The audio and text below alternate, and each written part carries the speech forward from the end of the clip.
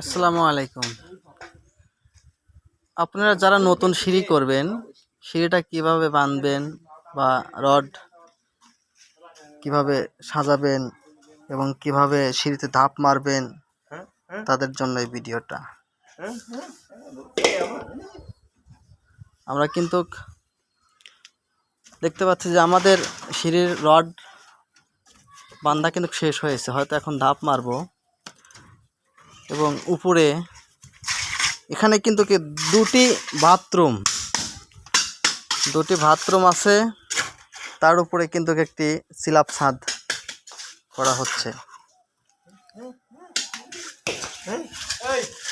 বাথরুমের উপরে সিঁড়ির স্ল্যাব ছাদ কিভাবে করবেন?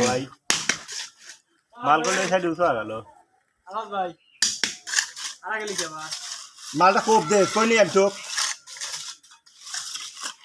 আমি ফেটি ভরে দিলাম, আমার গায়ে বাজবে না। আমি ফেটি মেটি তুলে দিলাম, কাল তোর মনে নাই। সবাই ঢালাই, স্ল্যাব ছাদের উপরে ঢালাই করা হচ্ছে।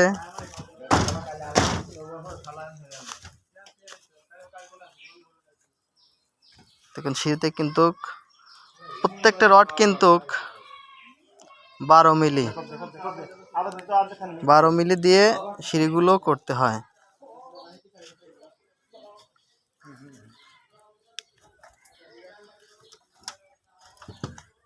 এখানে ঢালাইয়ের কাজ চলছে। এখানে সিঁড়ির ধাপ মারা হচ্ছে। আমাদের আলহাজ ভাই কিন্তু আমাদের হেড মিস্ত্রি দাঁড়ায় আছে এখানে, সে সিঁড়ির ধাপ মারতেছে, আমরা একটু দেখতেছি। খুব ভালো মিস্ত্রি, যদি কাজের জন্য লাগে তাহলে খুব দক্ষতা মিস্ত্রি, খুব সুন্দরভাবে ডিজাইন করতে পারে। যে কোনো ডিজাইনের কাজ, যদি করাতে চান তাহলে যে কোনো ডিজাইনের কাজ যদি কেউ করাতে চান বা করবেন, তাহলে সাইমা টিভি 24 চ্যানেলটি আপনারা সাবস্ক্রাইব করে রাখবেন। এবং ভালো ভালো কাজের জন্য আমরা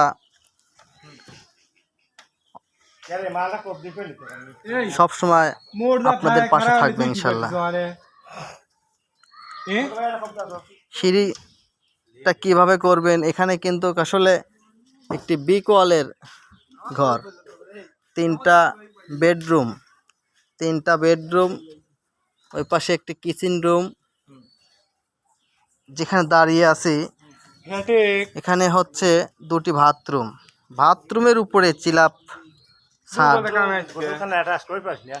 বাথরুমের মধ্যে সিঁড়ির স্ল্যাব ছাদ কিভাবে করবেন?